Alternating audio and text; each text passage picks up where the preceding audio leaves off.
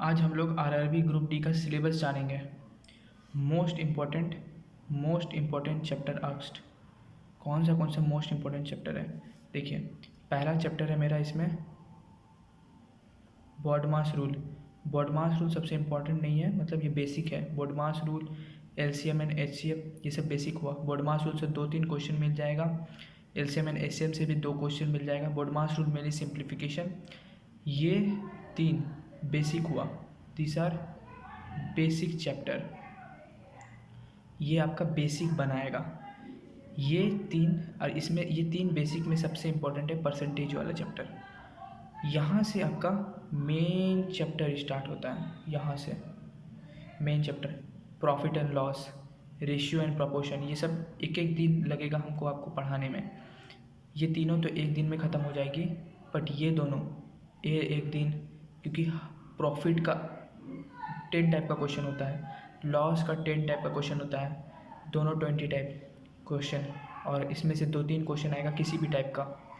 Ratio and proportion, work and time, simple and compound interest, most important.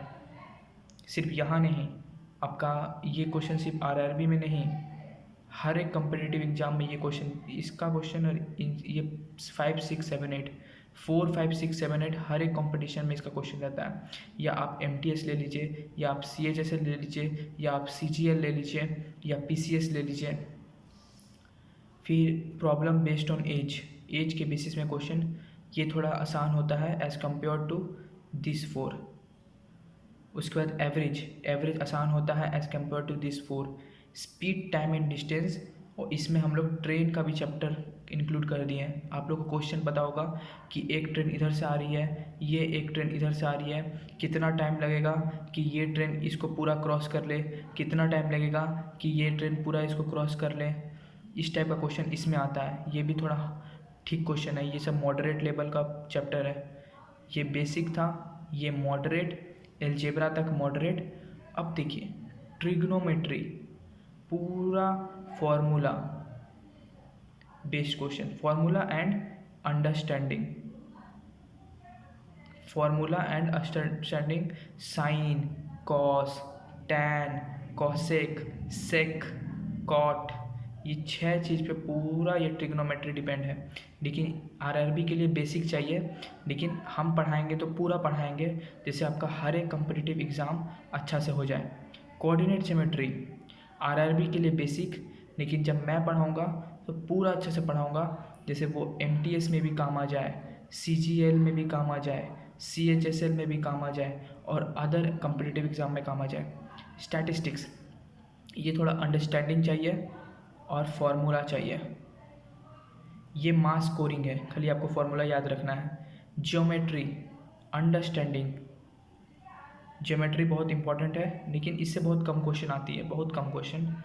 Data interpretation come question. Mensuration, ये जो बच्चे लोग हैं इसको देख के तो भाग ही जाते हैं। क्यूब, क्यूबॉइड, स्क्वायर, रेक्टेंगल, लेकिन सबसे आसान बोला जाएगा तो यही है। Sphere, cylinder, hemisphere, all are question को समझना है इसमें, और फॉर्मूला लगाना है। ये सबसे लास्ट क्वेश्चन चैप्टर रहेगा ये मेरा इस सीरीज़ में। फॉर्मूला को लगाना है। मेरे को सबसे इंटरेस्टिंग चैप्टर यही लगता है, क्योंकि ये सबसे इजी है। सिर्फ फॉर्मूला होना चाहिए, याद होना चाहिए। अगर ये पूरा कर लिए तो आपका कॉम्पिटिटिव एग्ज़ाम में मैथमेटिक्स आसान हो जाएगा। लेकिन आसान से बनाना नहीं है, स्पीड बढ़ाना